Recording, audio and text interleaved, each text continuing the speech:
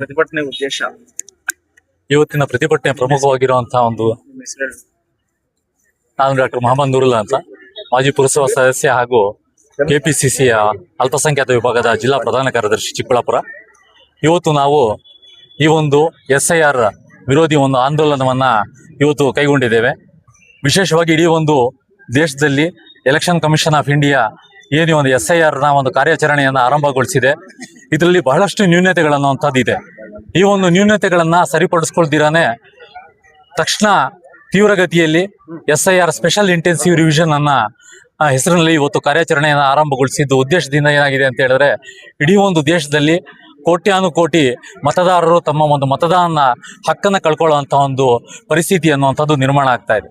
ಈಗಾಗಲೇ ಉತ್ತರ ಪ್ರದೇಶ ಇರ್ಬೋದು, ಬಿಹಾರ ಇರ್ಬೋದು, ಪಶ್ಚಿಮ ಬಂಗಾಳ ಇರ್ಬೋದು, ಇನ್ನಿತರ ರಾಜ್ಯಗಳಲ್ಲಿ ಮೊದಲನೇ ಹಂತದಲ್ಲಿ, ಎರಡನೇ ಹಂತದಲ್ಲಿ ಏನು ಈ ಒಂದು ಪ್ರಕ್ರಿಯೆ ಅನ್ನುವಂಥ ನಡೀತು. ಅದರಲ್ಲಿ ನಾವು ಲಕ್ಷಾಂತರ ಮತದಾರರು ತಮ್ಮ ಒಂದು ಮೂಲಭೂತವಾಗಿರುವಂತಹ ಒಂದು ಹಕ್ಕನ್ನು ಕಳ್ಕೊಂಡಿದ್ದನ್ನ ನಾವು ನೋಡಿದ್ದೇವೆ.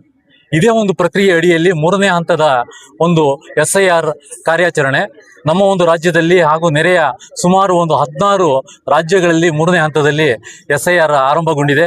ಇದರಿಂದ ಏನಾಗುತ್ತೆ ಅಂತ ಹೇಳಿದ್ರೆ, ತಮ್ಮ ಒಂದು ಅವ್ರು ಕೊಟ್ಟಿರುವಂತಹ ಒಂದು ಕಾಲಾವಧಿ ಕೇವಲ 140 ದಿವಸ ಮಾತ್ರ ಕಾಲಾವಧಿ ಕೊಟ್ಟಿದ್ದಾರೆ BLOಗಳಿಗೆ.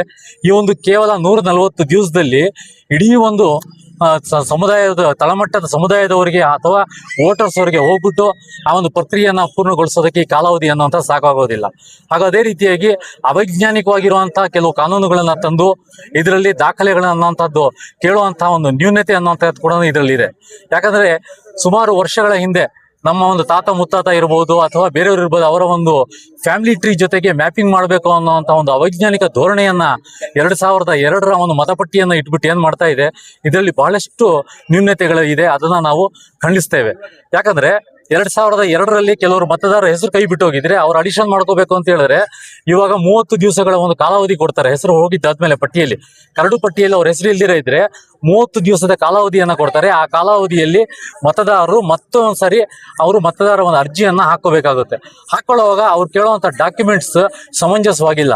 ಯಾಕಂದ್ರೆ ನಮ್ಮ ಒಂದು ಹಿರಿಯರು, ತಾತ ಮುತ್ತಾತರು ಅಂತವ್ರು ಇರುವಂತವ್ರ ಒಂದು ಮತದಾನ, ನಮ್ಮ ತಂದೆಯವರು ಇರ್ಬೋದು, ಇಂಥವರ ಮತದಾನದ ಒಂದು ಹಕ್ಕನ್ನ ನಾವು ಸಾಬೀತು ಮಾಡೋದಕ್ಕೆ ಫಾರಂ 6 ಅನ್ನು ಹಾಕೋಬೇಕಂತ ಹೇಳಿದ್ರೆ ಬರ್ತ್ ಸರ್ಟಿಫಿಕೇಟ್ಸ್ ಅನ್ನ ಕೇಳ್ತಾರೆ. ಬರ್ತ್ ಸರ್ಟಿಫಿಕೇಟ್ ಅನ್ನುವಂಥದ್ದು ಬಹಳಷ್ಟು ಜನ ಹತ್ರ ರಿಜಿಸ್ಟರ್ ಮಾಡಿಸಿರಲ್ಲ ಅವರು. ಸರ್, ಒಟ್ಟಾರೆಯಾಗಿ ಭಾರತ ದೇಶದಲ್ಲಿ ಈ SIR ಅನ್ನೋದು ಬಂದಿರೋದು ನುಸುಳುಕೋರನ್ನ ಮತ್ತೆ ದೇಶದ್ರೋಹಿಗಳನ್ನ ಹೊರಗಡೆ ಹಾಕ್ಬೇಕು ಅನ್ನೋ ಒಂದು ವಿಚಾರ.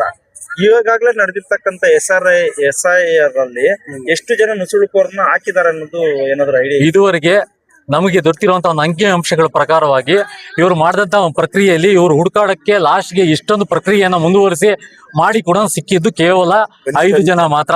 5 ಜನರಲ್ಲಿ 3 ಜನ ತೀರ್ಕೊಂಡಿದ್ದಾರೆ. ಇರುವಂತದ್ದು ಇಬ್ಬರಿಗೋಸ್ಕರ ಅಂತ ಬಿಟ್ಟು ಒಂದು ಇಡೀ ಒಂದು ಪ್ರಕ್ರಿಯೆಯನ್ನ ಕೈಗೊಂಡು ನಷ್ಟವನ್ನು ಉಂಟು ಮಾಡುವ ಕೆಲಸ ಮಾಡಿದೆ ECI. ಈ ಒಂದು ಪ್ರಕ್ರಿಯೆಯಲ್ಲಿ ಏನು ನಾವು ಕಟ್ಟುವಂತ ತೆರಿಗೆ ಹಣ ದುರುಪಯೋಗ ಆಗ್ತಿದ್ಯಾ, ಇಲ್ಲ ಅವರು ಪಟ್ಟಭದ್ರ ಹಿತಾಸಕ್ತಿಯಾಗಿ ಕೆಲವೊಂದು ಜನಾಂಗಗಳು ಮತ್ತೆ ಕೋಮುವಾದಕ್ಕೆ ಮಾತ್ರ ಅಂಟ್ಕೊಂಡಿದ್ಯಾ? ಇದರಲ್ಲಿ ತೆರಿಗೆ ಹಣ ಏನ್ ದುರುಪಯೋಗ ಆಗ್ತಾ ಇದೆ ಅಂತ ಕೇಳ್ತಾ ಇದ್ದೀರಾ? ಅವಶ್ಯಕವಾಗಿ ಆಗ್ತಾ ಇದೆ. ಯಾಕಂತ ಹೇಳಿದ್ರೆ BLOಗಳಿಗೆ ರೆಮ್ಯುನರೇಷನ್ ಅನ್ನ ಕೊಡ್ಬೇಕು. ಈ ಒಂದು ಕಾರ್ಯ ಮಾಡೋದಕ್ಕೆ ಅವ್ರ ಗೌರವಧನವನ್ನ ಕೊಡ್ಬೇಕಾಗುತ್ತೆ. ಆ ಗೌರವಧನ ಯಾರಿಂದ ಹೋಗುತ್ತೆ ಅಂತ ಹೇಳಿದ್ರೆ ನಾವು ಮತ್ತೆ ಸಾಧಾರಣ ಮತದಾರರು ಎಲ್ಲರೂ ಯಾರಿದ್ದಾರೆ ನಮ್ಮ ಭಾರತೀಯರು ಅವ್ರು ಕಟ್ಟುವಂತ ಒಂದು ತೆರಿಗೆ ಹಣನೇ. ಇನ್ನೊಂದು ತಾವು ಹೇಳಿದ್ರೆ ಅವರ ಹಿತಾಸಕ್ತಿ ಏನಾದ್ರು ಇದೆಯಾ ಅಂತ. ಅವಶ್ಯಕವಾಗಿ ಇಡೀ ಒಂದು ದೇಶದಲ್ಲಿ ಮನುವಾದಿ ಸರ್ಕಾರವನ್ನ ಜಾರಿಗೊಳಿಸಬೇಕು.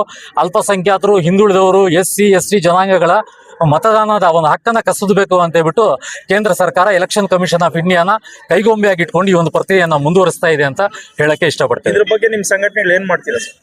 ಇದರ ಬಗ್ಗೆ ಈಗಾಗಲೇ ನಾವು ಇದ್ರ ಬಗ್ಗೆ ವಿಶೇಷವಾಗಿ ಚರ್ಚೆಯನ್ನ ಎದ್ದೇಳು ಕರ್ನಾಟಕ ಇರ್ಬೋದು, ಪ್ರಗತಿಪರ ಇನ್ನಿತರ ಸಂಘಟನೆಗಳೆಲ್ಲಾನು ಸರ್ಕಾರದ ಮೇಲೆ ಒಂದು ಹಕ್ಕೊತ್ತಾಯವನ್ನ ಮಾಡ್ತಾ ಇದೆ.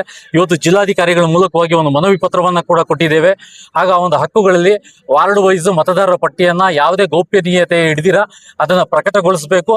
ಹಾಗ ಅದೇ ರೀತಿಯಾಗಿ 1 ವರ್ಷದ ಕಾಲಾವಧಿಯನ್ನ SIR ಮಾಡೋದಕ್ಕೆ ಕೊಡಬೇಕು ಅಂತ ಬಿಟ್ಟು ನಾವು ಅವರಿಗೆ ಒತ್ತಾಯವನ್ನ ಮಾಡ್ತಾ ಇದ್ದೇವೆ. ಸರ್, ಒಂದು ವರ್ಷ ಕಾಲ ನೀವು ನಿಮ್ಮ ಮನವಿ ಅವರು ಆಲಿಸಲಿಲ್ಲ ಪಕ್ಷದಲ್ಲಿ ಮುಂದಿನ ನಿಮ್ಮ ಕ್ರಮಗಳೇನು? ಅದು ಜನಾಂದೋಲನ ರೂಪಿಸ್ಬಿಟ್ಟು ಜನರಲ್ಲಿ ಒಂದು ಜಾಗೃತಿಯನ್ನ ಮೂಡಿಸುವಂತದ್ದಾಗಿರುತ್ತೆ.